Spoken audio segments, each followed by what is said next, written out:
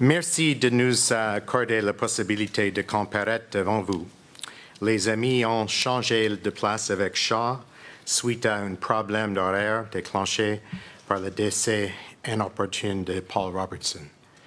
Unfortunately, the chair of our governing body, Dr. Noreen Golfman, who's the provost and vice president academic at Memorial University, could not rearrange her schedule on short notice to join me here today.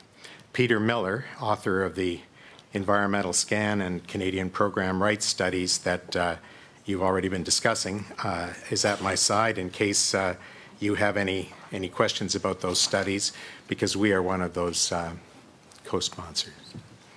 Defining a regulatory framework for the future of Canadian television is a complex assignment. In its 1999 TV policy, the Commission noted that given the scope, complexity, and pace of change, it is difficult to predict the exact nature of those changes and how and when they may have an impact. Prescient words. In essence, we have 4 messages for you. First, do no harm, or when in doubt, do nothing. You owe it to viewers and listeners to take the time to get it right. Second, do not look on viewers and listeners only as consumers. In the words of Sonia Livingston, the promise of media literacy, surely, is that it can reposition the media user from passive to active, from recipient to participant, from consumer to citizen. 3, lay out a vision of a dynamic, functioning, and contributing broadcasting system and a regulatory framework to support it. Focus on topics that require immediate attention, such as the plight of local broadcasting in small and medium markets, or the future of important but vulnerable specialty channels such as Treehouse, or protecting Canadian content, or the importance of the long-term viability of the CBC SRC. Lay out an agenda of focused future proceedings to address priority issues and report to government publicly on the state and stakes of Canadian television. And 4, any regulatory framework arising from this proceeding should have a sunset of possibly 3 or 5 years. Peter Miller's scan presents, to our way of thinking, convincing evidence that our system has great potential to thrive within that time frame. You should identify exceptions and proceed to address them with care. Now, we wish to comment on 4 topics. The first is the role of the national public broadcaster. CBC SRC is the only non-vertically integrated service with the experience and resources to provide programming of public interest across all platforms from coast to coast to coast in both official and also Aboriginal languages. As private broadcasters face increased pressure at the local level, CBC SRC can leverage its combined resource of radio, TV, and digital to provide appropriate local content to fill the gap. In a sea of foreign and vertically integrated TV voices, CBC SRC is a crucial independent and potentially non-commercial voice, valuable for maintaining a distinct country on the northern half of the North American continent, and essential for predominantly and distinctively Canadian programming in a variety of genres. In other words, essential for a system that, to quote your notice, encourages the creation of compelling and diverse Canadian programming. But to do this, CBC SRC must be empowered to play a much larger role. It is within your powers to do 3 things to build this capacity. 1, substantially reduce the CBC SRC's draw on the ad market. 2, allocate 1%, eventually growing to 2% of BDU revenues to CBC SRC. And 3, direct Netflix and other OTT operators to contribute 5% of their Canadian revenue to support CBC SRC. We've outlined these proposals in greater detail in our June 27 submission, and that includes your advising government on the crucial importance of financing CBC SRC. Second, the relevance of the new media exemption order. No one can sit here and credibly assert that new media, including over-the-top, remain merely complementary and pose no threat to broadcasting licensees' capacity to meet their obligations. You should revisit the order to determine what contribution OTT services and other foreign-based TV players should be mandated to make in order to conform to the requirements of the Broadcasting Act. Third, a word about simultaneous substitution. For 42 years, simulcasting has protected the rights purchased by Canadian broadcasters while avoiding the blackouts that are, from a viewer's perspective, the scourge of rights protection south of the border. The Armstrong study indicates that simulcasting boosts system revenue by as much as $458 million. That's a year. Close to 25% of conventional TV revenue. What is at stake is production values, and in small and medium-sized markets, the risk of station closures. We find the coalition of small market independent television stations arguments persuasive and alarming. That's why Friends recently commissioned a Nanos poll of 500 respondents to gauge public opinion in communities at risk. Nanos interviewed 100 persons in 5 new federal ridings, that is, the ridings that will operate in the forthcoming general election.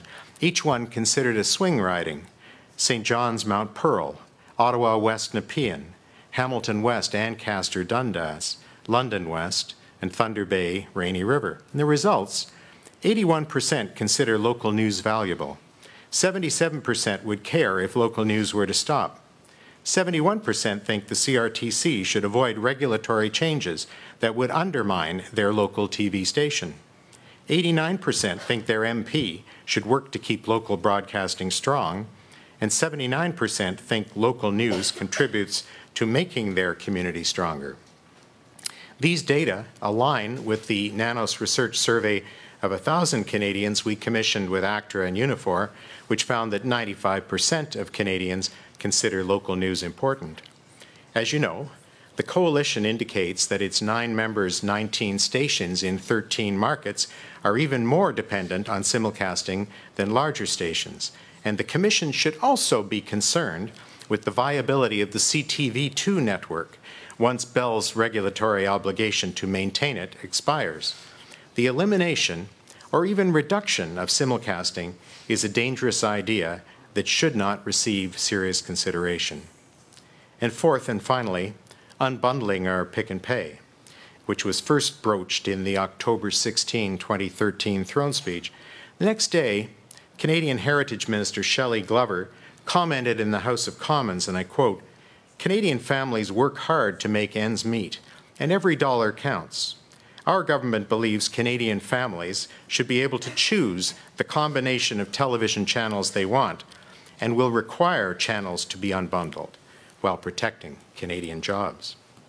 On the other hand, you, Mr. Chairman, have recently been quoted as saying, "I've never promised that pick and pay would be cheaper." According to Nanos Research, 62% of Canadians agree. They believe major cable and satellite providers who have advised your Commission that pick and pay will not reduce consumer prices, and 24% believe Minister Glover. The environmental scan reports on U.S. studies suggesting an impact as high as a 50% loss of channel revenues. Even Mr. Miller's more conservative estimate of 20% reduction in subscription revenues suggests that pick and pay is not the kind of gamble that a prudent CRTC would take with the future of the Canadian broadcasting system. You have indicated that you would still require some form of basic package.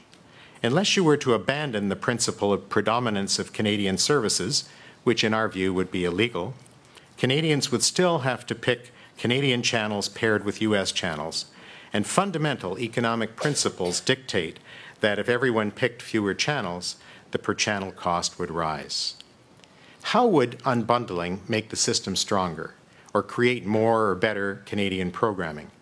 None of this would further the objectives of the Broadcasting Act. It is essential that your Commission study the options carefully, as it has in the past, to ensure the vitality of our carefully constructed broadcasting ecosystem. Adopting an ill-conceived, focus group-generated proposal would do a disservice to all Canadians. And once Canadians experienced the results, they would know whom to blame. On both the simulcast and pick-and-pay files, you should take care to avoid oversimplification of arguments and, most of all, unintended consequences. Le sondage Nanos démontre que les décisions du Conseil au fil des années vous ont mérité la confiance de près de 2/3 des Canadiens quant à la protection de la culture et de l'identité canadienne. Nous vous demandons de faire attention de continuer de mériter cette confiance soigneusement gagnée. Merci de votre écoute. Merci beaucoup. Je vais demander au conseiller Simpson de commencer les questions. Sure, Mr. Simpson.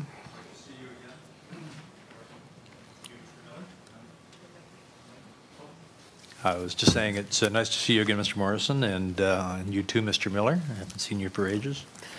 That seat was warm, Mr. Simpson. Mr. Hennessy, before you had said something that I'm going to add to, and it just sets the tone for some of my questions. He said the business of broadcasting is a money-making business, and that the business of program production is a money-making business. And I put it to you that in the perfect world of Friends of Canadian Broadcasting, if it was up to you, public broadcasting would not be a money-making business. It would be out of the commercial side of the business. But the question that's before us that looms large, even though we're going to get into nation building and the rest of it, is that the money for public broadcasting comes from the commercial side of broadcasting, as does the money for program production. And that model's changing. And the question I think that all of us are plagued with is how fast is it changing and what will it look like? So where I'd like to start is by asking you whether you think that the notion of having regulation move and chase the digital side of the business, the online side, the on-demand side of the business, and going into the sphere of regulating that is a solution, or is the solution possibly letting the privates do what the privates seemingly do well, which is compete with this new competition on a level playing field where there's actually relaxed regulation that allows them to compete and still make the profits that contribute to public broadcasting and production? Well, Commissioner Simpson, you tossed a question at me that might tempt me to answer as long as Michael Hennessy, but I'll try to be brief. Thanks. And number one, the reference to public broadcasting at the beginning of that. SRC Radio-Canada has been described, I think, accurately as if it's a money-making organization, it has a loss every year in the range of $1.something billion. It's a subsidized commercial broadcaster, if it is one. Your question about the CRTC kind of chasing digital, I think you have been leaders, in fact, of getting out in front of digital for much of the time that I followed your work and had occasion to sit underneath these lights. So I don't think that I don't see what you're doing here today and the notice that you put out as a departure from the past role of the Commission. The anxiety that I have is that you appear to be countenancing ideas that would contribute to take money out of the system. And maybe Mr. Armstrong is somebody that I have a lot of confidence in. Maybe he's wrong by 10%. But when you're talking about something in the range of $500 million a year, which is something in the range of a quarter of the system, the Smiths people are telling us that almost 100% lift in their advertising revenues. You know, that frightens me. And then I hear that, and I do have some confidence in your wisdom. I don't imagine that the kind of, I was going to say pick and pay, but out of deference to the chair, I'll say some unbundling notion, that you know, it should have as little deleterious effect as possible to the revenues of the system, because maybe Michael has a conflict of interest from a production association to be talking about money, but I'm here representing something in the range of 300,000 to 400,000 viewers and listeners who actually spend money to enable the work we do, including financing work by Mr. Miller. And I would say to you that we understand the link between the money and the results that are there. And if we're not going to have the production values that will compete on the English side with the Americans, we might as well throw in the towel. Now, there was just one other comment, and that is, and it was referenced by one of your notice documents, and that is how the price, excuse me, of cable packages has been rising much faster than inflation. And it is a concern of ours that you might use your regulatory powers to harness some of that profit and bring it back into the system. You asked me a general question. I've given you a general answer. That's fine. And it did exactly what I was wanting to do, because now I'd like to talk about the regulatory dial. One option is to do more in the way of regulation, which has positive and negative effects. One is to do nothing, and another option is to do less. So let's start in the middle, where you had said in page 2 of your written submission that, in our view, there's no need to change fundamentally the current regulatory framework for 3 to 5 years. Now, I know that there's a lot of trailing buts to that, buts being, but we think that there should be a rejigging of the appropriations of the BDU spend, that 5%. There's other buts with respect to local television and community, but just in the general term of we don't think anything needs to be done generally for 3 to 5 years. Why do you say that, and what happens in 3 to 5 years when we reach that sunset period that you talked about? Well, I will stick with the words that I used on behalf of the Friends of Canadian Broadcasting rather than your description of them. But some famous American once said, "If it ain't broke, don't fix it." There's an element of that in what we have to say. And I would also say that you have proposed some new regulation of which we greatly approve. For example, the skinny basic idea. And by the way, subject to exactly the caveats that CMPA put forward about children's programming has to be in there. And subject to that, that would be the answer, Mr. Chair, to the first question about what do you like the best in the August 21st document. And so, you know, you are doing more than tinkering, and we are just concerned that you are proposing some things that we consider to be excessively radical and without good evidence. And I guess I would add, in one or two of your comments, I think it was you, Mr. Chair, were asking questions about the Miller analysis, but the Miller analysis at the very worst is an expert allegation that some of the things you're proposing to do would take significant chunk out of the GDP of this country. I mean, you know, 0.1%, 0.2%, something like that. That's not something that a prudent CRTC would do without a lot of care. So what we have proposed, and since I just said it once here today, maybe I'll just repeat, we think that the best thing you could do in this overarching hearing is to identify critical issues and then to proceed on a timeline of your choosing, recognizing all the other things you have to do, to hold more specific hearings about genre, for example, or whatever your list is, and to proceed that way with care. And I did hear with interest in the exchange, I can't remember if it was Blue Ant or CMPA was here, where the chair said, well, maybe you could announce that you intend to do a number of things and then you could space them over time. That would be better than everything all happening by some date in 2015.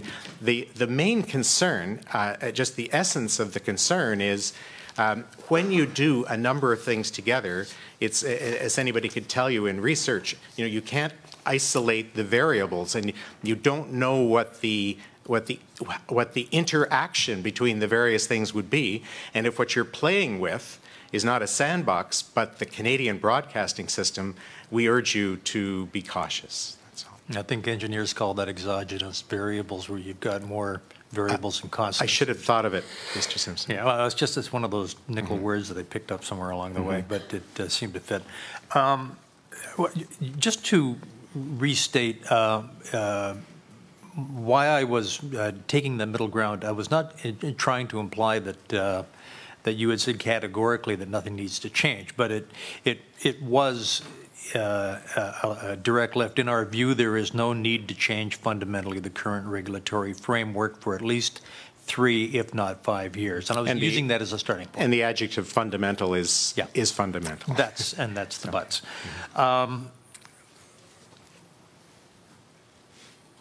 In this, I think it was actually Mr. Miller who had said that we're moving from a closed to an open system in one of his reports.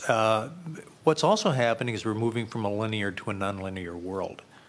And that in itself brings a whole raft of technological and consumption issues, that some of which Mr. Hennessy addressed. But I'm curious, if this 3 to 5 year window that you're looking at, where you would like to somewhat maintain the status quo with a few tweaks, there's going to be a day where there's going to be a Friends of digital delivery in the future. In other words, if we're moving to nonlinear, do you think broadcasting has a sunset as well? And if so, when do you think that is? I wouldn't even pretend to give a thoughtful answer to that, but I think it's a lot longer than 3 to 5 years. Okay. Okay. And I would urge you to pay attention to the next 3 to 5 years, not to the exclusion, but certainly predominantly in your work, as opposed to a decade or 2 decades hence. I'd like to now go into the issues of finding more money for the cultural industry and system, and the idea of looking at shifting regulatory burdens. Now, in the area, what I found interesting is that in your view, and I thought it was refreshing, you had said very simply, impose a 10% levy on an OTT such as Netflix. You didn't get into complicated formulas of anything else. You just simply said. But we did it. You can't keep everybody's 100-paragraph briefs at the top of your head. Yeah. But what we said was, you've got broadcasters where you're putting 30% obligations on them, and you got distributors where you're putting 5% obligations on them. What are some of these companies like? Well, they're somewhere in between. And so we hit upon 10 as what we thought of was at the modest end between 5 and 30, but a reasonable suggestion. But it's only a nonprofit organization coming to you with a suggestion. But but we think it's a decent suggestion, and it doesn't matter to us at all that some minister in the Conservative government says nobody's going to tax Netflix. We think it's a good idea, and I would just like to underline for you that the essence of our idea the Netflix contribution would be a fairly modest contribution initially, but it would presumably grow in scale as Netflix grew. And we were talking only about the over the board, not the sneaking in and pretending to be Americans side of things. But we also, and much more significantly, thought that if you look at the portion of the BDU contribution that does not go to the Canadian Media Fund, that there should be a look at the priorities of that other 2% that is currently flowing into, although your rules try to discourage it, cable-controlled local programming. And we thought that it would be a good idea to take a little bit of that money and to help the Smiths people. And we care about those people a lot, and we have a lot of supporters. The poll I mentioned to you was released today, and that's big stuff in St. John's and London and Thunder Bay. And so a little bit of money would help them a great deal. But let's put them over to one side, because I'm still trying to deal with OTT and digital delivery. Well, if you want to focus on the OTT, I'm your man. Well, only because the 10% issue is interesting, but interesting because it brings about another question to me, which is, if conventional broadcasters, as they go down this road and they get into the area of other forms of linear delivery via digital means rather than pure cable, even though it seems to come over the same system, if they find themselves needing to compete on a nonlinear OTT platform basis like a Show Me, should they have different regulatory expectations that we place on them, or would it be just simpler to let them fight fire with fire and do what's necessary to be able to compete with a foreign OTT and just pay a straight percentage instead? I hear you, but it seems to me that the fire with fire metaphor is inappropriate. It's more like charcoal fighting gasoline or something like that. And you, particularly with your statutory responsibilities, should be looking at the equity question between them. A group like the Friends is not going to come here and give you a definitive answer to that question.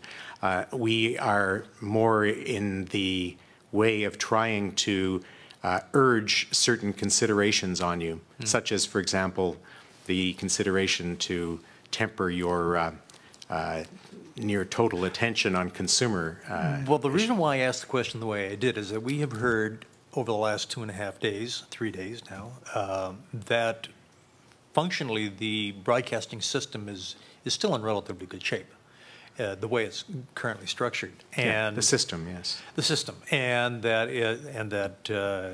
on the low side of the 90s, we still have Canadians watching television in the home, in a live environment, not a PVR environment, which I take everyone's word that that's true.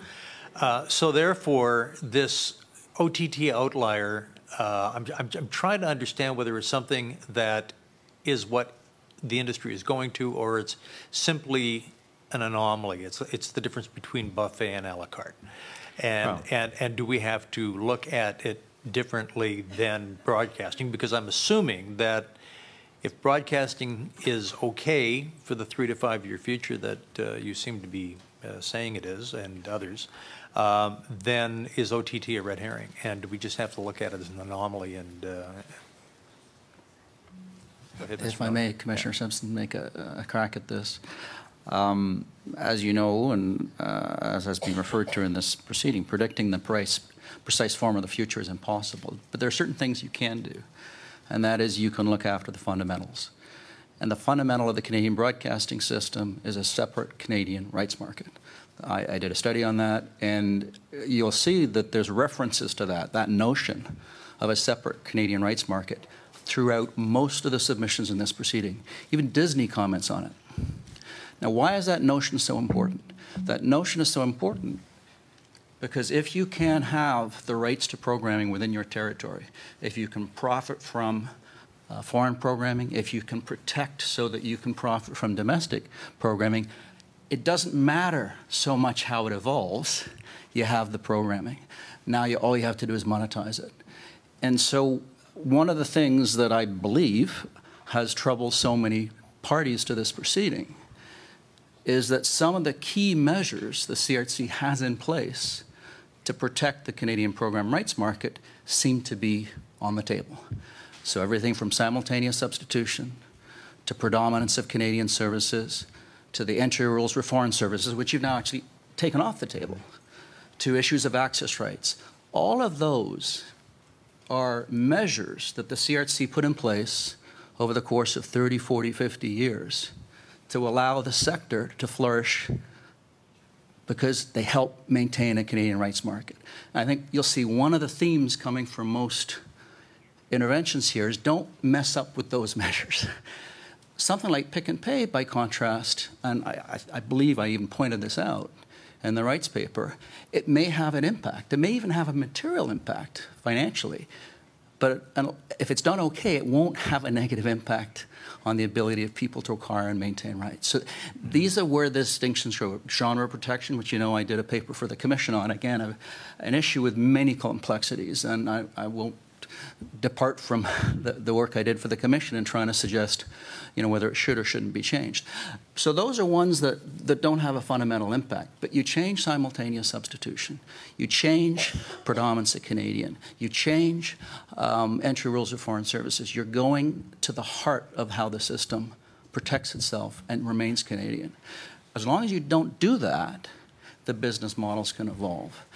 And one of the things that's clear, and this again has been referred to, but I'm not sure it's fully understood, is, as you say, the movement to on-demand is relatively slow. So TVB reports that linear viewing to linear channels, not PVR, not anything else, is still 93% of viewing, which is kind of startling when you think about it. Really? Is it really 93% of viewing? But apparently it is. But as more and more of this viewing goes on demand, because it will. I mean, that's something we can reasonably predict. We don't know exactly how fast it's going to happen, but it is going to happen. Here's the interesting thing. The money's still coming from the linear side. And people have referred to this. It's very hard to monetize the on-demand side. So I'll give an example. Take a Treehouse or a White TV. If you ask Chorus, I'm sure they'll be able to tell you that they get an increasing amount of viewing on demand. But where are they making the money? They're making the money from the services, the linear services that are subscribed to. So these are the things that get difficult. So the thing that I would submit, and what I tried to say in the papers, is don't try and predict the future. Don't do, do what the Commission has always done. Be technologically neutral. But be careful which of the things that are played with, because some of the stuff is fundamental to how the system has to evolve. Some of my, just on a lighter note, some of my colleagues who are not as deep into all of the jargon as certainly they would have had trouble understanding what language was being spoken when Bell was here today. But what one of them said, and this is intended in jest, Mr. Chair, they said one of your predecessors was responsible for doing something really great for the Canadian music industry, and so they named the Juno Awards after him. Tell Jean-Pierre Blais, we don't want you to be the commissioner after whom Blais blackouts are named, okay? Okay. I'll thaw that. Yeah.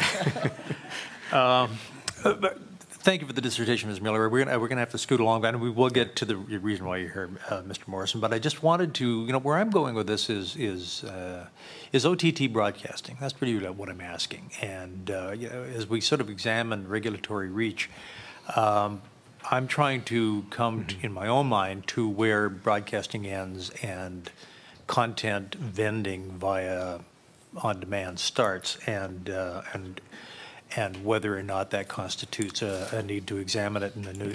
Well, we think it is, and we have data. And if you wish, I'd be happy to table it. But anybody in the world can get it from the internet that says that Canadians do too. Okay. Okay. Thank you.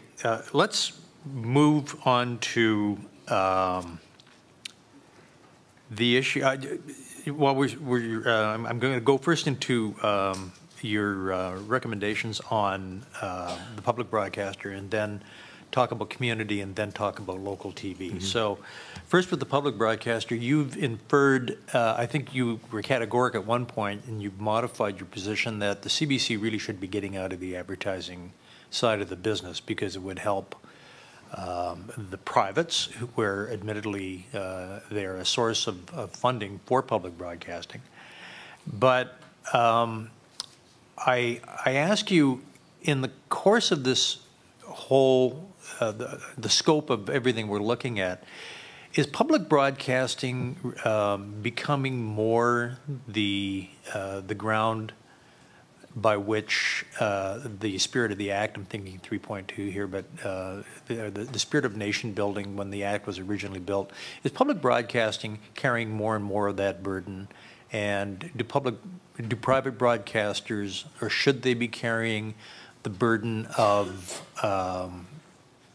Canadian content to the extent they are, if they're becoming more and more required to be globally competitive? Well, Canada's national public broadcaster is a feeble public broadcaster by comparison with the public broadcasting that's available in most OECD countries. I don't think I need to give you the details, but that's a fact. And so, and that's because it's become weaker and weaker. Do you recall 2 years ago, we were here before you saying that you shouldn't give the corporation a 7-year license when they were going to lose Hockey Night in Canada in a year or two? So, I mean, we've been following this, and one of the things about the public broadcaster, Commissioner Simpson, is that, and I'm not talking, I'm going to specifically exclude SRC television from this, and as you may know, you can't even find a decimal place to find any economic value from the ads that were allowed by you on Espace Musique and Radio 2. But the English television network has now lost more than half of its revenue stream, and the cost of selling does not go down accordingly. So our estimate is that what was once a 9-digit problem is now in the high 8 digits. And I'm told it's even worse than that, because in cities like Edmonton, the people who used to put ads on Hockey Night in Canada and sort of, you know, put ads on locally on the station there, that's drying up too. And so it's getting to a point where you could contemplate taking away that distorting factor and allow it to be, as other OECD countries have, a public broadcaster rather than a hybrid public-private. And so our thought was that, and I won't repeat the details, they're in the presentation, and also in the brief, but by switching even initially 1% of the BDU contribution over, you would be giving them cash which would create a wash with their advertising net revenues now. And if you know, you'd say, but they're an independent institution, we can't tell them what to do. You could say, well, if you accept what we're offering you and guarantee to put it into local programming, you can have $90 million. They would pretty soon come into line. And so those are things, and by the way, the $90 million is a kind of a wash, because the vertically integrated companies would suck up the $90 million in advertising, you know, and that equals the costs. So, so we thought it was something that was modest, attainable, and practical, and it's along with 2 or 3 other suggestions we make. But in today's terms. But then, what about 5 years from now? I mean, well, then profitable private broadcasting creates the money to be to create more robust public broadcasting. And that may be the case today, but you know, the whole Canadian economy creates that money. We invest about 0.2% of the GDP on public broadcasting in this country. But the point I was coming to was that you also, as we have recommended, should be on your own initiative making a public report to government about the state of Canadian television arising out of this. And one of the sections of that report should be that public broadcasting needs to be better financed to pick up the slack. And we know, I know very well, that the current government will not want to hear that. But that's not necessarily the thing that would deter an independent regulator. Well, I think that it's not so much whether the government wants to hear that, it's just a question of, you know, who pays. And I think, you know, one of the fomenting drivers of this hearing was the concern over what things cost. And it's to that end that I asked my questions. With respect to the local side of things, you've proposed that community television should have a reframed programming requirement that is 50%, a minimum of 50% public access, and that it be better financed through perhaps an increase in the contributions from the BDUs. But I ask you, I thought that you'd taken that issue off the table on August 21st, so we tried not to get into it in our statement. Well, I'm asking it in context to a broader question, which is, do you think that community television has had its day as a public utility? No, it could be much. It's much more effective in the French language in this country than it is in the English language. It's more effective in other countries. So I don't think there's any kind of deterministic thing. It's just a question of resources. But I stress that we didn't get into that topic because we were trying to respect your priorities. The value of community channels has been local expression, local reflection, and it's been my experience that different BDUs have different views as to how that's done. But notwithstanding that, in the context of the previous statement I made about the viability of commercial broadcasting, we're hearing and seeing evidence that the local side of that industry is under financial stress. And you heard Mr. Kroll today saying that it's not his choice, but it may be his need to look at shuttering as many as a third of his local stations. I think I heard him say 15 out of 30. Maybe I got it wrong. Maybe I got it wrong, but notwithstanding that, something is wrong there. And I ask you whether in the way they're looking at having to compete over this next 5 years as a network, whether the local station formula of over-the-air is necessary in order to be a viable private broadcaster in the cable world. But his answer would come as a businessman running a profit-making organization. That's what he does. Responsible to shareholders, and that's his role. Yeah. But your role is to ensure that, I mean, forgive me if I'm wrong, but my clear recollection is that your own research as part of this process has identified something that I saw Barry Kiefel here earlier today. There's a 10-year chart, I think, in our presentation, which shows that far more than any other type of broadcasting, people care about local news. And our own Nanos research confirms that not only is that the case, Friends has been polling for a long time, but the intensity of that view is higher. So there's an act of Parliament. I would be wasting your time to quote the clause, which mandates the importance of this. So when you have the public wanting it, it being threatened, it being a statute that says it should happen, you know, the word simultaneous substitution come to my mind. You should be very careful about what you're doing there. I will ask a question about that in a minute, but staying with local TV for a minute. When we were looking at saving local TV, which was the rally cry back in 2009, I think. You mean around the LPIF? Well, the LPIF came later, but in looking at what local television is and was then and is now, Local television or local news is vitally important, but in the scope of a broadcast wheel, it's something like 2 to 3 hours out of the broadcast day, and the rest of it is fundamentally networked that's over the air. And that's why I asked the question the way I do. If 95% of the marketplace is watching a CTV or a global, is it necessary to have the local OTA simultaneously broadcast that over the air for the purpose of being able to deliver 2.5 to 3 hours of news a day? Or is there a different way to do this, looking at the money that's going into community television and the money that's being spent on local OTAs? Your formula had said that independents should receive money, but locals don't. Yet the amount of vertically integrated owned local stations far outnumbers the Smith stations.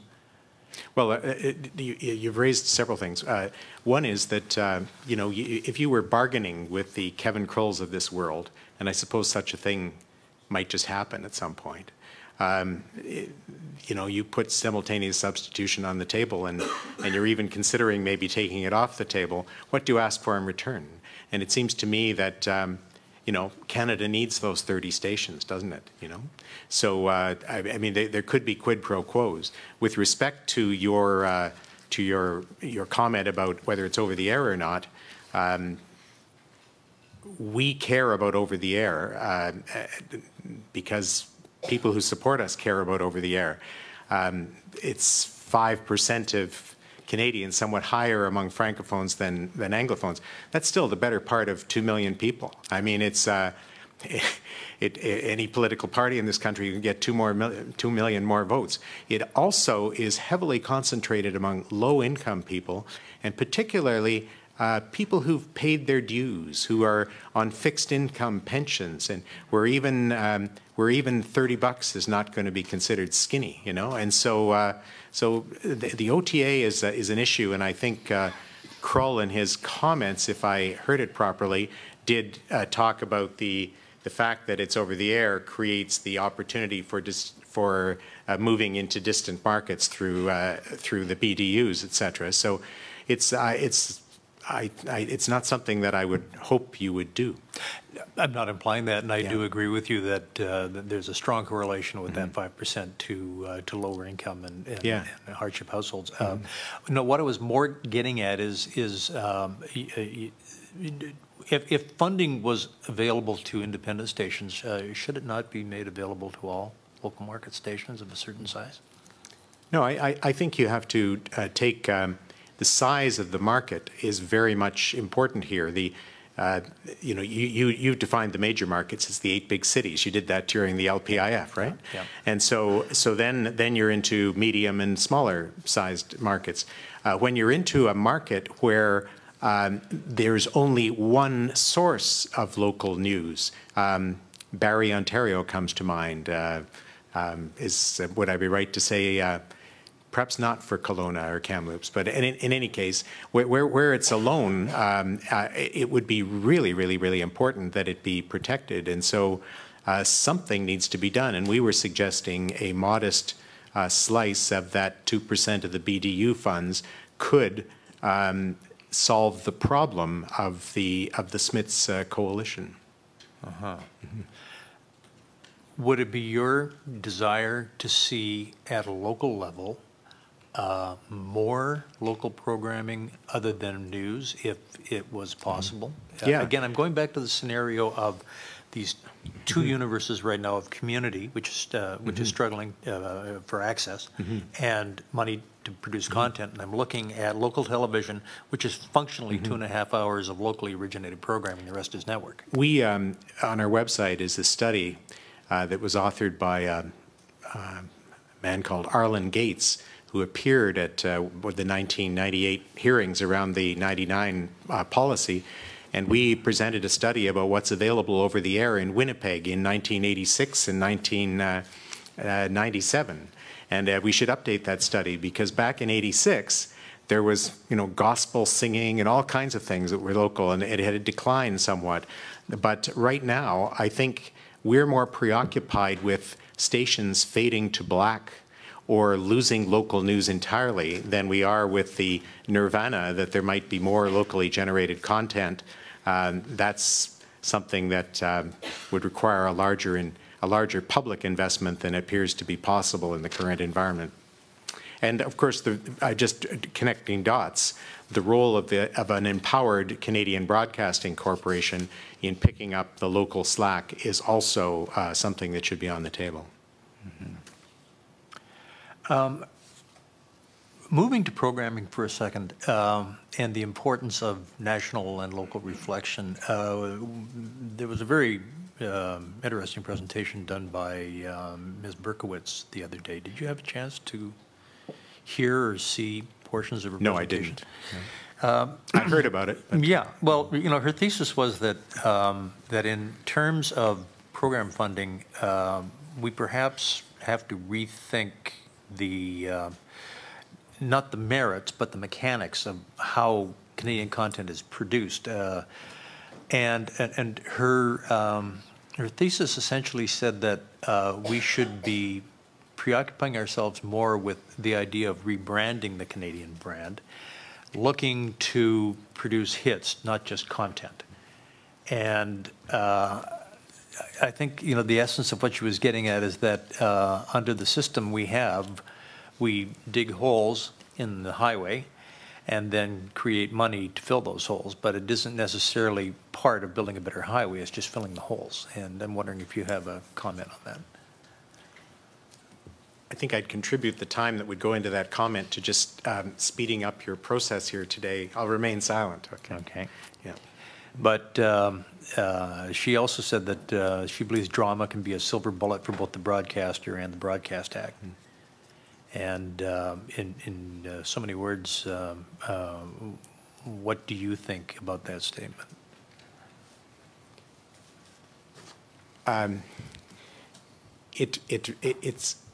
It's the fiction side of the country. It's telling stories that enable people to identify with their own culture.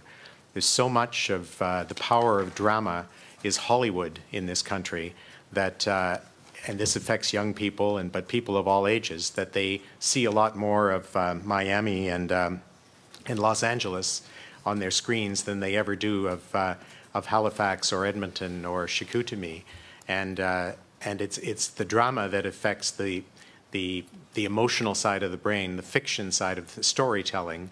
It's critical and it's expensive, and that, I guess that brings me around to point one. We mustn't allow the money to creep out of the system. The people that support Michael Hennessy's organization are some of Canada's most creative people, and the stories they tell are critical to the long-term existence of an independent country on the northern half of the North American continent in both official languages. Thank you. My last question has to do again with your point about moving slowly and carefully, and it's to do with your position on simultaneous substitution. And again, I get back to that comment about the window of 3 to 5 years that you tell us is necessary to review anything we do, because things will have changed significantly by then. There's a point of view that simultaneous substitution, while it's creating revenue that then is portioned back into the production system, which creates Canadian content, there's the inverse view that what it's really doing is that it's consuming inventory in prime time and at the same time just simply monetizing U.S. Productions for the purpose of feeding the Canadian production machinery. Would you comment on that? And does that comment play at all into your view as to why we have to move slowly on it before we, if we were to ever consider removing it? I understand some glimmer of merit in that comment, but A glimmer's good. But there's a legal dimension to this. People have paid for this programming. It's been brought into the country. Only with your commission's support has had they been able to monetize that, and you'd be giving a huge gift to all of those, you would resuscitate all of those broadcasters on the kind of rust belt south of the Canadian border, of course, but it's such an important piece of the system. You would be unwise to tinker with that.